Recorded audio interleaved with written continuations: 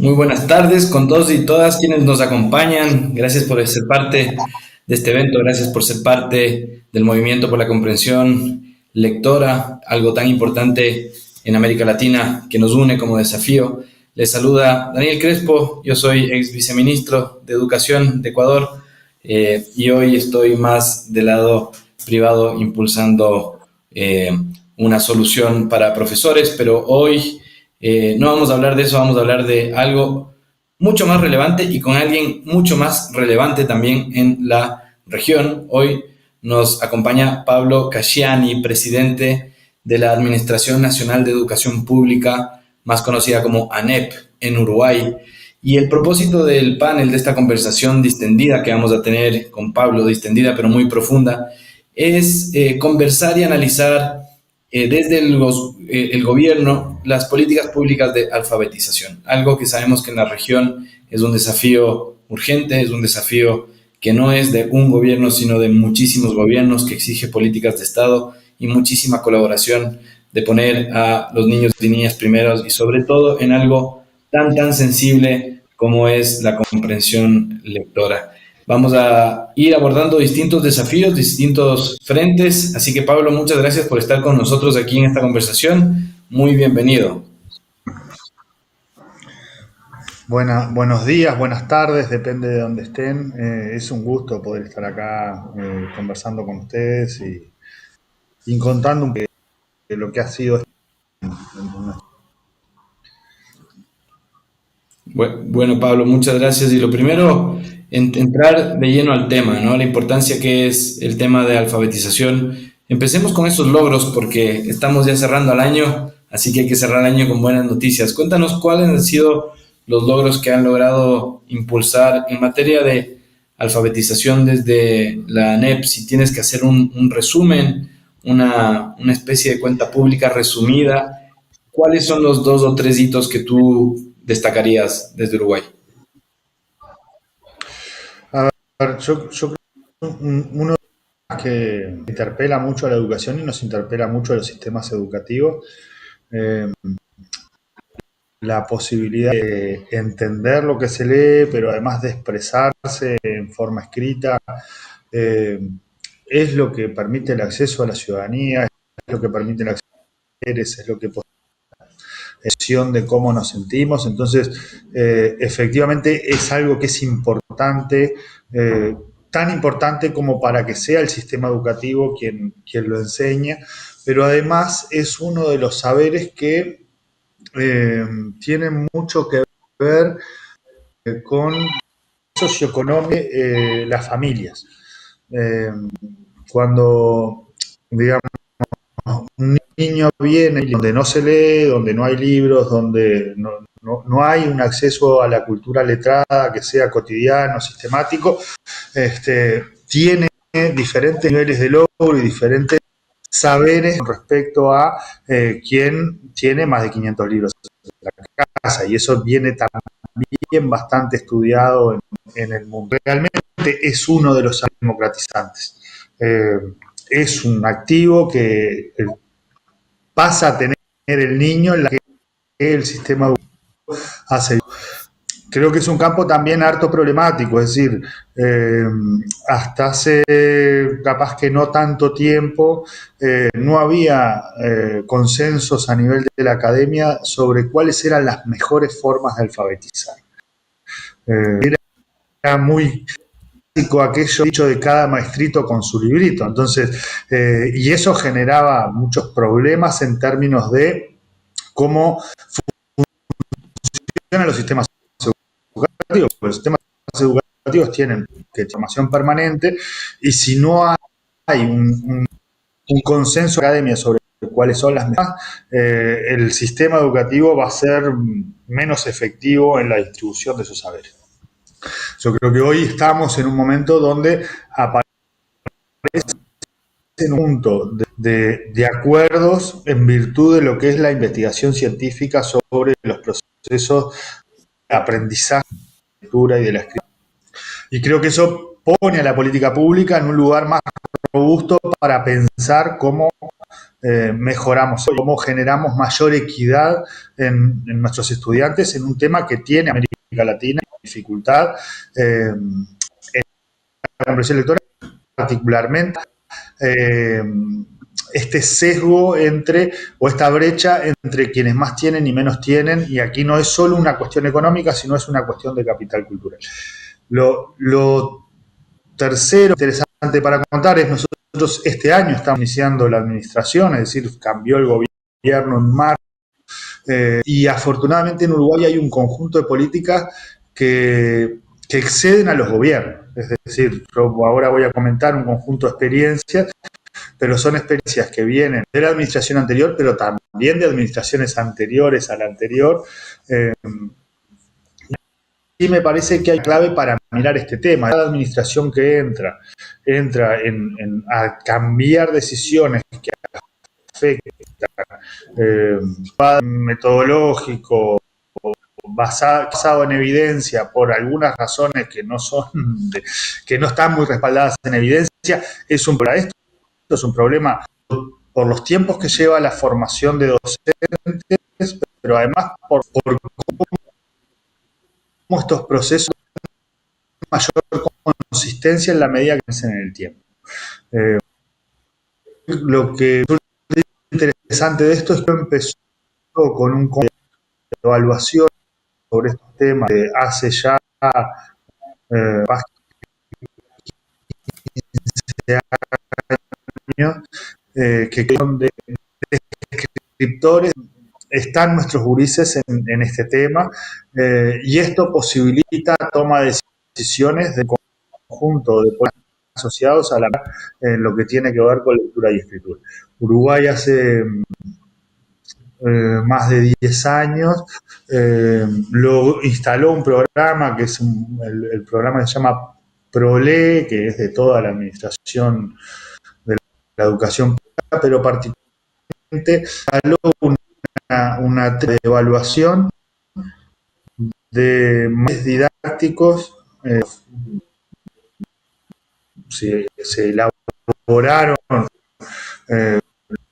los cuadernos para escribir, para primaria, cuadernos de ejercicio, año a año, que se hicieron en un trabajo donde estuvo la administración, actores de la un conjunto de actores que tenían investigación en la materia y que a su vez incorporó una formación para magisterio sobre desarrollo, y esto tiene un correlato en Plan Ceibal, que en Uruguay es un plan que en principio surgió entregando una computadora por niño y conexión a todas las escuelas del país.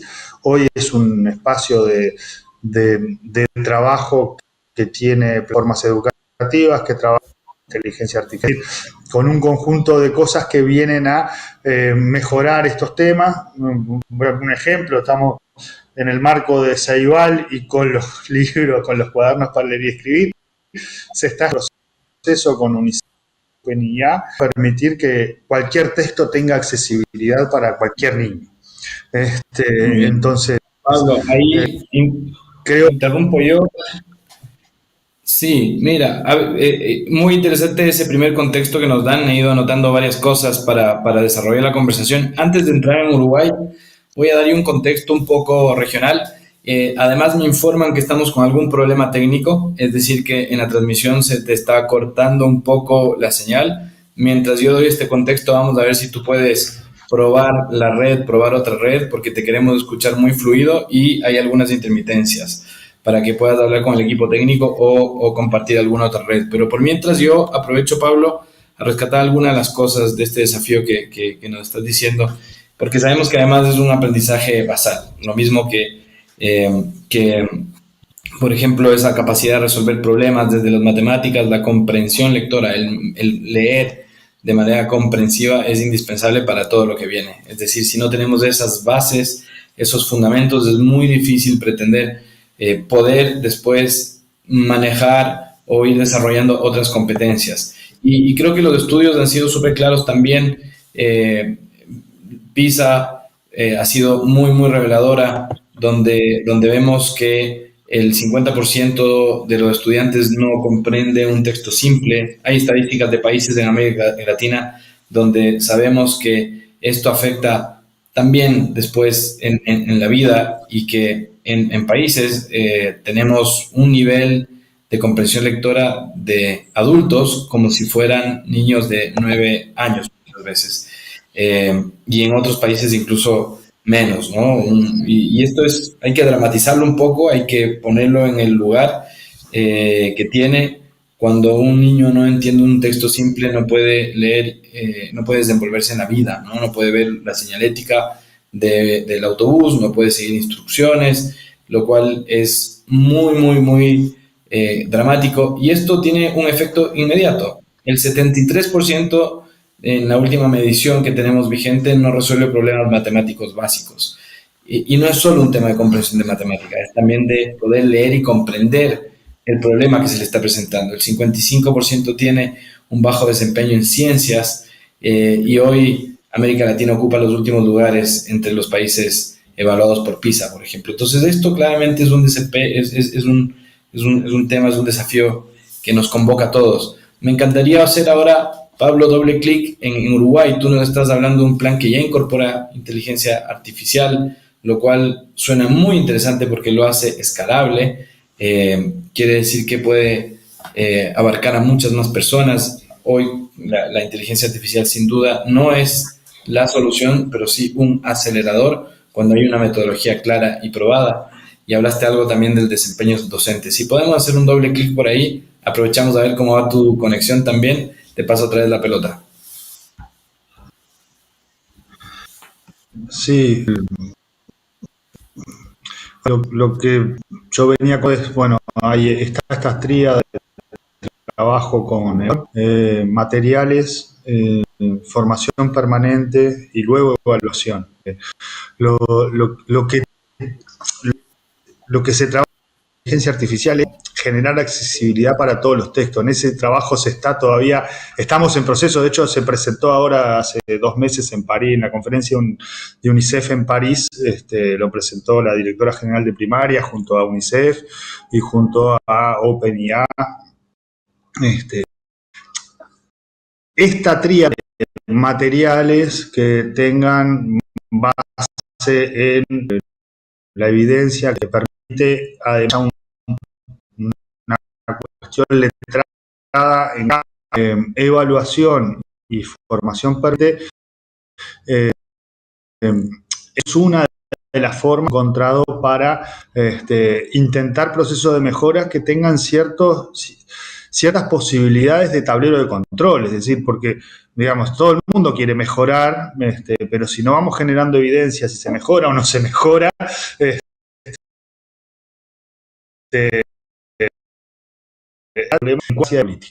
lo otro que nosotros hemos ido haciendo, que es otro proceso que va en paralelo, es cada vez generar evaluaciones del desarrollo más tempranas. Entonces nosotros tenemos una evaluación general del desarrollo que esto va en la línea de lo que de toda una corriente de investigación que habla de la preparación para la escolarización, esa sería la traducción, digamos. Y esto es lo que nos está dando, de hecho, en estos días el Instituto de Evaluación Educativa un estudio del seguimiento, es decir, las primeras cortes que recibieron esta evaluación del desarrollo, cómo le fue en una evaluación nacional que hay en Uruguay, que es una evaluación estandarizada que desarrolla el INED, que es de carácter muestral, cómo le fue a aquellos que tenían más problemas en el desarrollo a los 5 años y efectivamente, claramente a tercer año de primaria, es decir, a lo que serían hay una relación entre aquellos problemas del desarrollo que se habían detectado cuando el niño tenía 3 años. Entonces, también habla de la necesidad de generar intervenciones que tengan que ver ahí no tal vez con cuestiones educativas, sino con cómo el sistema de salud acompaña a países que tienen vulnerabilidad de desarrollo, porque esto es lo que les permite luego mejorar los niveles de logro en la evaluación estándar. Entonces, creo que en este ejercicio es donde se ha bastante en el país.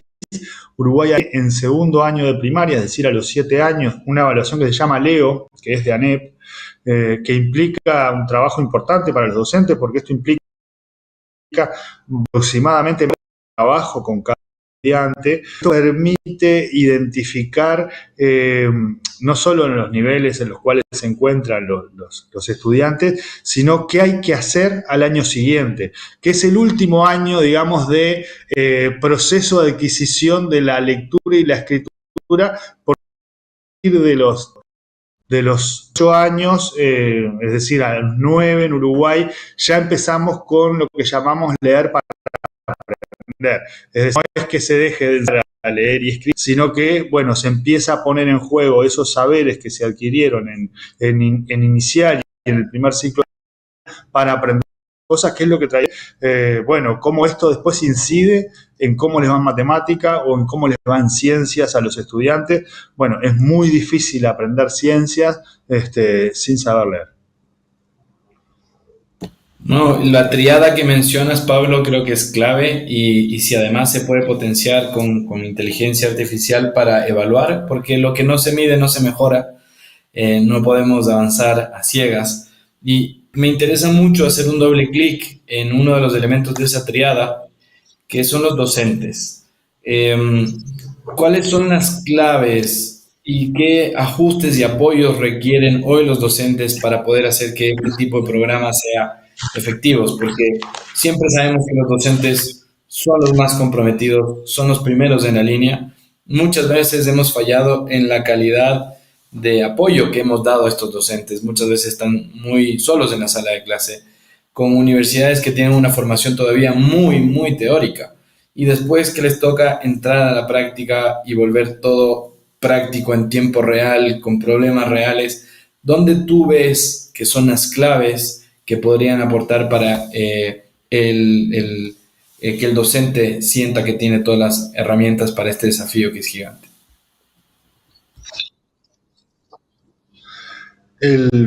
A ver, lo primero es esto de en qué contexto nuestra formación como docente, ¿no? Porque hay que recordar que capaz que hace 20 años eh, circulaban unas versiones prácticamente de que los niños iban a aprender por fotosíntesis, es decir, aunque uno no enseñara, iban a aprender.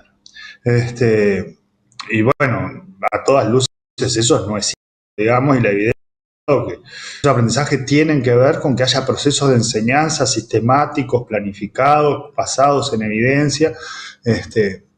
Entonces, ahí el lugar del docente es muy importante, pero además ya tenemos evidencia de que un conjunto de actividades producen logros que son inferiores a otro conjunto de actividades. El tipo de actividades que se proponen, y esta es una decisión que no la toman las autoridades, ni el ministro de Educación, ni la inspectora, ni la directora del centro. Capaz del centro puede ser la que esté mal, es una decisión que toma el docente de aula. Si las actividades que propone el docente de aula tienen poca demanda, los niveles de logro de los estudiantes son menores a los esperados.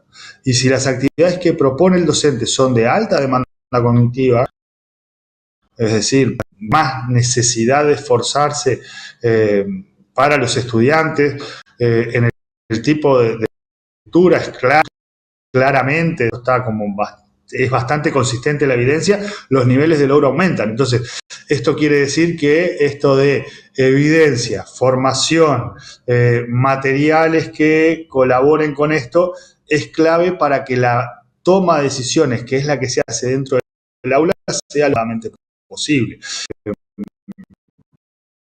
Y creo que eso es lo que puede habilitar mejor o situaciones como las que vivimos hace poquitos años con la pandemia y el cierre de escuelas.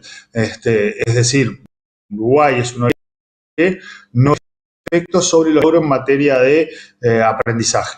Sí tiene un conjunto de efectos sobre emocionales, tiene un conjunto aspectos sobre temas de salud mental, otro conjunto de problemas no se vio, y creo que esto está con esta consistencia de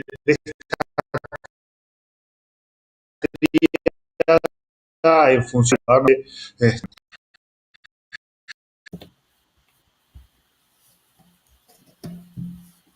Sí, no, que es una acumulación. Puede empezar a trabajar, sean adaptativas o que no sea inteligencia artificial o inteligencia artificial. Nosotros ahí todavía estamos analizando diferentes unidades, tenemos, está como el tema con hay un laboratorio de inteligencia artificial de América Latina que financia el vida aquí en Uruguay, pero todavía no tenemos ningún tipo de ni estudiantes menores de edad. Estamos pensando en algún trabajo con estudiantes o todavía tenemos que empezar a qué puede suceder con. sí, no, muy bien, Pablo. Y acá yo creo que has mencionado has mencionado realmente varios temas que son importantes. Creo que es muy importante impulsar cierta comprensión a nivel regional para las Puedo políticas públicas, intentar que, teléfono. que no solo es eh, no solo es materiales de lectura, ¿no? Hay un tema integral aquí que hay que hacer. El aprendizaje es emocional. La neurociencia nos ha mostrado desde hace mucho tiempo ya que el aprendizaje es emocional. Sabemos también cómo adquiere uno competencias. Y aquí yo me imagino lo importante que es traer los aprendizajes fuera del sistema educativo al sistema educativo. ¿Cómo aprende un violinista? ¿Cómo aprende un deportista? ¿Cómo aprende un chef de categoría? Aprende repitiendo. Bueno, Pablo, sé que ahora no estamos con un tema de conexión. Por mientras estoy yo con el contexto y Pablo, con paciencia te esperamos porque nos interesa mucho escuchar tu punto de vista en lo que viene. Pero cuando nos preguntamos cómo aprenden estos personajes, tiene que ver con una pasión por lo que hacen. Es decir, el tema emocional es muy relevante y además de tener esta pasión por lo que hacen, tienen repetición, repiten con bastante frecuencia. Entonces, creo que es muy importante en esto que comentabas, Pablo, de que el proceso es integral, no es solo un tema de metodología de lectura. La metodología de lectura tiene que venir acompañada por un acompañamiento a los docentes con materiales que permitan que los estudiantes repitan, pero también cargado de un tema emocional muy importante. Tenemos que lograr despertar ese gusto y pasión por la lectura, porque simplemente sabemos de ahí que el nivel de conexiones neuronales que vamos a tener con los estudiantes va a ser súper grande. También sabemos que las altas expectativas son claves, lo mencionaste tú. Si es que un docente prepara su clase pensando, bueno, por último están aquí los estudiantes y no en la calle, ¿no? Y ya está. Esa preparación de aprendizajes va a ser mucho más baja de la expectativa alta que puedo tener. Si el docente, por mindset, cree y está convencido que ese estudiante puede hacer lo que quiera con las herramientas adecuadas, la forma en que prepara los ejercicios son más desafiantes. Y muchas veces, por bien hacer, bajamos el nivel de exigencia a nuestros estudiantes porque quizá no queremos afectar su estado socioemocional y no tiene nada que ver. Los estudiantes están listos para ser exigidos siempre que haya una promoción de cultura del error. Es decir, siempre que no estemos aplaudiendo el resultado, sino el proceso y el esfuerzo. Entonces, es lo que dices, Pablo, y creo que lo ha resumido muy bien. Este tema integral no es solo una metodología, es una metodología, pero que viene triada. Tan importante como eso es los profesores y el material que tenemos. Y por otro lado, el envolver todo esto de pasión y de emoción. Los estudiantes, el aprendizaje es emocional. Los estudiantes tienen que querer leer, tienen que sentir un gusto por esa lectura. Y por otro lado, las altas expectativas que tú mencionabas. Así que aplaudo mucho lo que nos has dicho. ¿Qué es lo que se viene ahora entonces, Pablo? Y si es que tendríamos que hacer copy-paste resumido de la política pública. ¿Qué es lo que tú crees que puede aprender los otros países en otros contextos de esto? ¿Cuáles son los siguientes pasos y qué podemos aprender los otros países de lo que ya han estado haciendo en ANEP? A ver, yo creo que ahí cada país tiene un derrotero bastante particular y tiene fortalezas sobre las cuales apoyarse.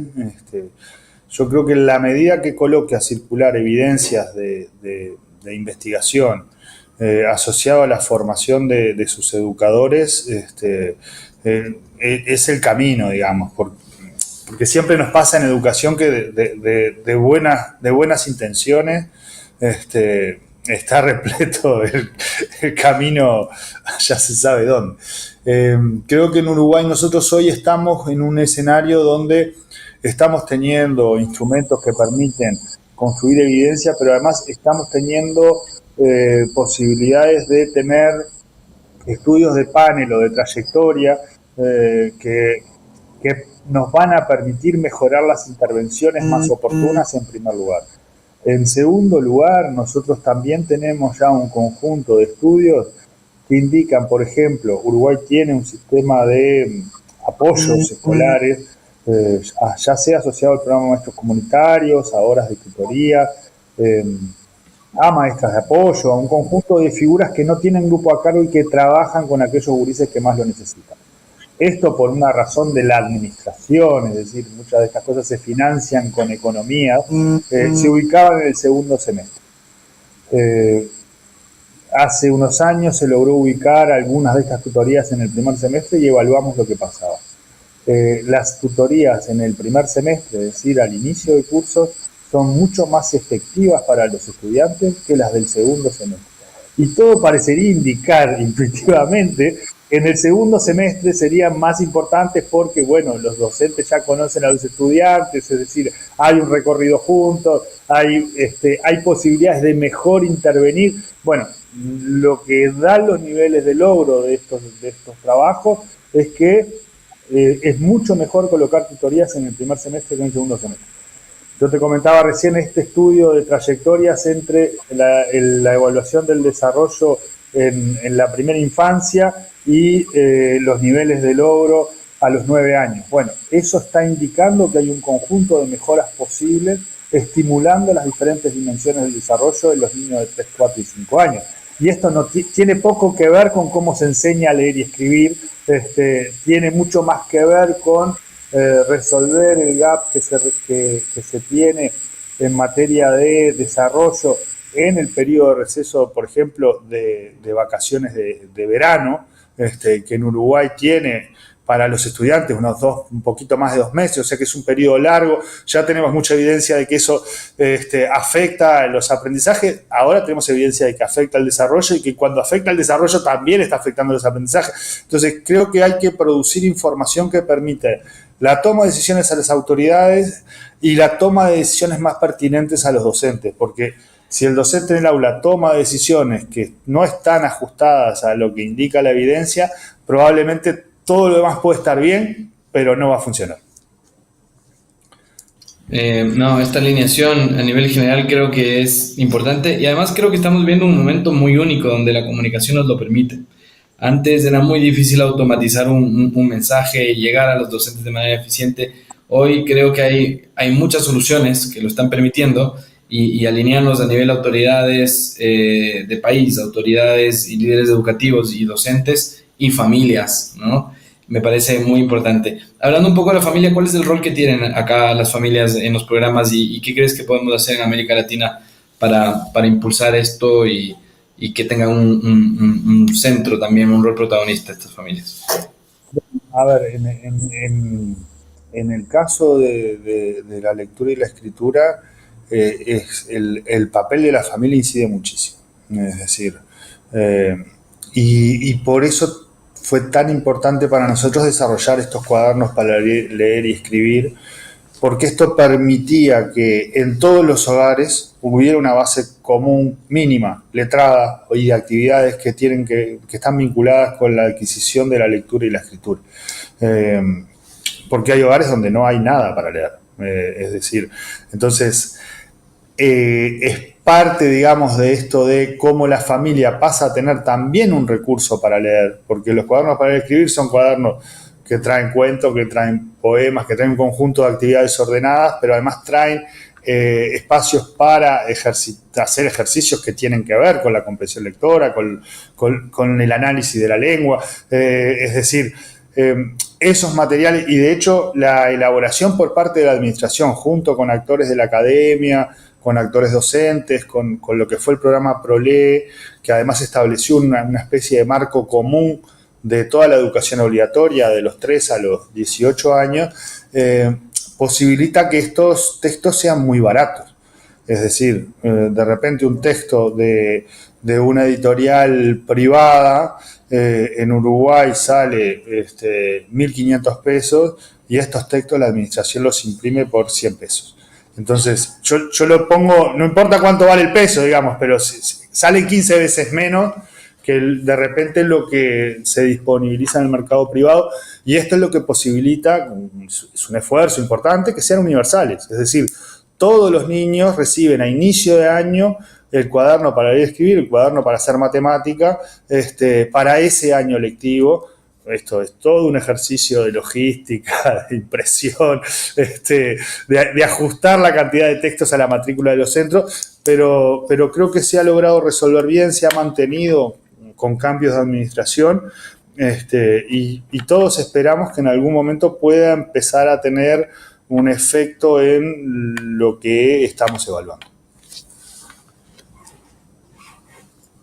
Bien, Pablo, muchas gracias por esa visión. Creo que la frase menos políticas de gobierno y más políticas de Estado es algo que ya ha ido resonando mucho, porque sin continuidad realmente qué difícil que es, y lo que necesitan los estudiantes poco tiene que ver con ideologías o gobiernos de turno. Hay mucha evidencia como para ponerse de acuerdo, y creo que eso es algo que hay que seguir impulsando en la región. Me parece que la región cada vez es más madura en esto, y tenemos que seguir impulsando eso en un puesto, en un cargo como el tuyo en la Administración Nacional de Educación Pública. Esa visión sin duda que va a ser muy agradecida por todas las familias. Ahora, tú comentabas algo, esto importante de que las familias tengan un rol protagónico, y realmente me acordé, hace 2 días estuve revisando quienes habían ganado los GESA Awards, que son estos premios globales de tecnología educativa, las mejores iniciativas, y por ahí, fíjate que salió uno que me llamó mucho la atención, no me acuerdo el nombre ahora,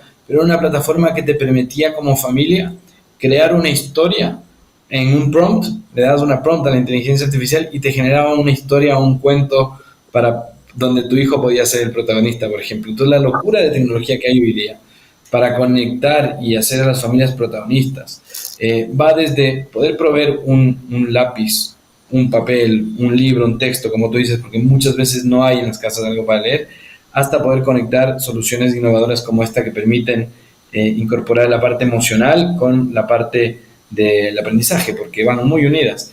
Y quiero un poco hacer una pausa para recordar que estamos en el movimiento por la comprensión lectora, este movimiento que reúne a colectivos de la sociedad civil de Argentina, Brasil, Chile, Colombia, Perú, México, y esperemos que pronto Ecuador y Uruguay estén en esa lista, que trabajan con una independencia, digamos, de independencia partidaria. Es decir, este es un movimiento que en verdad se va a centrar en la comprensión por la lectura, pero que tiene unas bases también de evidencia. Hay un acuerdo bastante universal que este es un desafío en la región. Por lo tanto, buscan posicionar la alfabetización y la comprensión lectura como prioridad educativa en cada país. Y estas más de 400 instituciones están ayudando mucho y buscan fortalecer también las políticas públicas, es decir, poder apoyar e ingerir. Pablo, ayúdame desarrollando un poco la idea, ¿qué tan importante es abrir la cancha para que sean muchos actores los que se hagan partícipes de un problema tan grande de abordar como es la comprensión lectora en la región? A ver, en Uruguay, digamos, la relación educación-sociedad civil es una relación compleja. No es sencilla. Uruguay tiene un sistema público estatal muy extendido, muy importante, y eso hace, por ejemplo, que la participación de la sociedad civil sea a nivel de las comunidades educativas, digamos, pero no en esto que vemos en el resto de los países de la región donde son actores claves para, por ejemplo, procesos de diseño de materiales, para un conjunto de cosas. Eso en Uruguay se ha ido como construyendo de a poquito, pero todavía tiene mucho menos potencia que en los países de la región. Yo soy de la idea, y esto capaz que no está tan basado en evidencia, pero sí en una perspectiva política, de que la sociedad civil es un actor muy relevante para la política pública. Porque es el que permite tener una perspectiva más ciudadana de lo que acontece allí. Es el que me va a decir si yo empiezo a tomar decisiones que no están basadas en evidencia o que van a perjudicar más de lo que van a beneficiar a los gurises. Entonces creo que eso es clave que exista en todas las sociedades, porque la especificación de las diferentes funciones, el ritmo de vida de hoy hace que el ejercicio de la ciudadanía tenga que ser mediado por algunos instrumentos que permitan una especie de vigilancia de lo que hacemos los actores de las políticas públicas. Porque el ciudadano que va a trabajar no va a estar haciendo una revisión o una curaduría epistemológica de qué es lo que viene en los cuadernos para leer y escribir. Pero sí la sociedad civil puede traducir eso y puede construir, por un lado, la crítica necesaria que permite mejorar, y por otro lado, la certeza necesaria para las familias de que eso es bueno para los gurises. Entonces, yo creo que ahí hay mucho para ganar en Uruguay todavía. Sigo con mucha atención lo que sucede en países de la región. Brasil es un ejemplo de la sociedad civil como elemento de control, pero además como elemento de legitimación de determinadas políticas, y me parece que hay bastante para aprender en mi país sobre esos temas. Sí, sin duda, yo creo que es una pregunta abierta, nadie tiene respuesta, siempre somos argumentadores testimoniales. Lo que sí estamos de acuerdo es que todos queremos que esto sea mejor y que nuestros estudiantes tengan comprensión lectora. Por ahí algunas soluciones o miradas tendrán mucho en común y otras cosas en diferencia, pero por lo general cuando hay discusiones en educación, que es gente muy buena que quiere hacerlo muy bien, lo que hay es choque de valores a veces o de miradas, pero vamos para el mismo lado. Entonces, esto es una pregunta abierta que yo creo que hay que seguir desarrollando. El ODS 4 dice muy claro, ¿no? Garantizar una educación de calidad. Creo que la palabra garantizar trae estas preguntas. ¿Quién debe garantizar? ¿Es el Estado solo o es el Estado más los actores que estén en las competencias de hacerlo y que lo pueden hacer muy bien apoyando al Estado? ¿O es el Estado el que va a regular esta implementación en conjunto? Seguramente tiene un rol prioritario ahí porque le hemos delegado mucho de eso. Después está la prioridad de los papás y familias en la educación que quieren recibir los hijos, por lo tanto creo que tienen un rol muy relevante, como lo dijiste antes, y me parece que es una pregunta que hay que seguir desarrollando y que hay que ver. Tengo yo la experiencia al menos de haber pasado por dos gobiernos, en Ecuador y en Chile, muy distinto el uno del otro realmente, en uno como viceministro, el otro como coordinador nacional de mejora educativa. Algo que tenían en común sí los dos países es que había muchos actores tocando la puerta diciendo, tengo esto, quiero ver cómo puedo ayudar. Y en la experiencia de abrir la puerta con cierta regulación, ¿no? Porque hay un rayado de cancha. Digamos, el presidente de la Administración Nacional de Educación Pública tiene que dar un rayado de cancha. A mí me gusta mucho esta figura de la cancha de fútbol, ¿no? Es verde y amplia y todos juegan. Bueno, si el uno quiere jugar cabeceando, que cabecee, el otro va a patear, que patee, que todos jueguen, pero hay un rayado de cancha. Hey, aquí sale la pelota, ¿no? Y nos ponemos de acuerdo en algunos mínimos. Creo que ese es el rol ahí del Estado. Quiero, en ese mismo sentido, quizá alargar con un par de temas la conversación, porque creo que estamos ya en la hora, pero el currículum hoy, en algunos países llegamos a un microcurrículum muy exigente, que a veces puede convertirse en una camisa de fuerza, y al mismo tiempo decimos que hay que poner prioridad en ciertas competencias basales y tal, y nos encontramos a veces con esta dicotomía, ¿no? ¿Qué tanto puedo yo proponer un currículum que abarque mucho, muchas veces muy memorístico, versus uno competencial, que además ponga prioridad en ciertas competencias? ¿Cómo ves tú a la región aquí y qué crees que son los siguientes pasos en una evolución? Es, mira, nunca hubo una guerra por currículum. Es decir, Para los de la educación, el currículum para nosotros es importantísimo porque es el recorte de lo común, el legado, lo que los adultos entendemos que tienen que aprender, cómo quienes llegan a nuestras sociedades. Además, le ponemos ciencia para ordenar qué es lo que se va a aprender y en qué momento, ajustándolo al desarrollo del niño, de la niña. No hay una sola guerra por currículum. Es decir, el currículum es importante porque yo creo que es básicamente un elemento que permite que la ciudadanía valore lo que tiene instituciones educativas, pero después la mayoría de las decisiones, vuelvo a esto, las toman adultos profesionales que tienen evidencia o que tienen menos evidencia, pero igual las toman porque las tienen que tomar, porque adentro del aula todo el tiempo se toman decisiones. Entonces, muchas veces tenemos discusiones bizantinas en el sistema educativo sobre el AR, y realmente si lo curricular fuera central, yo creo que cada país tiene una política curricular que se ajusta a los problemas que identifica la administración de lo educativo en un momento determinado. Por ejemplo, los marcos curriculares nacionales son parte de un instrumento que tienen todos los países que tienen descentralizada la toma de decisiones en niveles subnacionales de gobierno de lo educativo. Necesitan un marco curricular nacional porque si no, están formando países diferentes. Países que están centralizados también tienen un marco curricular nacional porque como está de moda, todos tenemos uno, pero no tendrían ninguna necesidad de tenerlo. Lo que a mí sí me parece importante de lo curricular es esto de siempre pensar la trayectoria del chiquilín, del niño. Es decir, no que el niño tenga que andar adaptándose a diferentes regímenes académicos en la medida que evoluciona su trayectoria educativa. Que haya una coherencia en qué es lo que se le plantea. Muchas veces el sistema educativo tiene dificultades en tanto construirse como sistema porque pasa de una educación en la primera infancia que es orientada al desarrollo, a lo lúdico, y de repente entras a un lugar donde, bueno, hay notas y hay evaluaciones y eso te define cómo te va. Entonces, eso que parece tan sencillo de hacer, capaz que es lo más difícil de hacer. Es decir, que el sistema educativo esté pensado en torno a toda la trayectoria del Estado, que tenga decisiones que sean sólidas y después que ofrezca las posibilidades de el ejercicio de una profesión tan hermosa como la docencia basados en evidencia.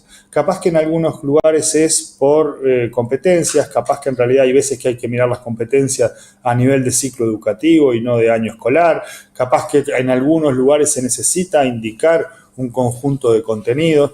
Lo que digo es, tomémoslo primero como un debate ciudadano de qué ciudadanía queremos formar y por eso le vamos a enseñar esto, y después tomemos como un debate de carácter más de las ciencias de la educación y del diseño curricular para que los pobres gurises no tengan que andar haciendo magia para adaptarse a lo que decimos los adultos. Totalmente, yo creo que algo que resume muy bien lo que acabas de decir, Pablo, es hay que cambiar este paradigma. No importa lo que yo enseño, sino lo que ellos aprenden. Al final del día, parecería que el currículum es esta camisa de fuerza o esta carrera que hay que cubrir, y uno a veces dice, no, ya pasé el currículum, lo pasé. Pero eso no importa. Lo que importa es lo que ellos aprenden finalmente. Entonces, mientras más sean protagonistas de su aprendizaje los estudiantes, mientras más tengan esa injerencia de ellos estar con sus intereses y siendo protagonistas, finalmente eso es, ser protagonistas del aprendizaje, no meros receptores de alguien que habla, va a ser muy importante. Y esto de la flexibilidad que tú comentas a nivel curricular es muy importante porque muchas veces para poner énfasis en algo, si tengo un paciente que le duele algo en específico y yo estoy intentando hacer esta intervención integral, por ahí es muy difícil porque tiene una molestia, ¿no? Que no le va a dejar caminar bien y desarrollar el resto, o si le duele la barriga, quizá empezar por ahí y que después el cuerpo en su totalidad se va a mover mejor. Creo que no sea una camisa de fuerza el currículum es un poco esta analogía que intentamos hacer. La comprensión lectora es importante partir por ahí, ¿no? además hay mucha evidencia de que cuando la política curricular se desacopla mucho de la perspectiva de los profesionales de la educación, no tiene efectos. Es decir, hay un trabajo bastante viejo ya de TIAC y Cuban analizando 100 años de reformas educativas en los Estados Unidos, donde efectivamente el docente cierra la puerta y hace lo que mejor considera que necesitan sus gurises. Y yo creo que eso es muy saludable porque además también preserva a los estudiantes de todos los que podemos ser malos administradores.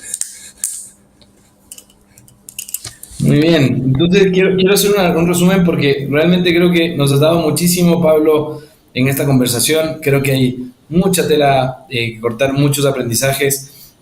Hay una experiencia ya desde Uruguay donde hay una triada importante para fomentar la lectura. Esta triada, al menos a mí me parece que tiene mucho que rescatar el hecho de esta curaduría de materiales y de hacer llegar finalmente materiales, sabiendo que muchas veces no solo en las casas, sino en los mismos establecimientos hay una carencia de materiales. Entonces eso es algo que proveer va a ser muy importante. Acompañar a los docentes, metodología aprobada, me parece que es súper, súper importante.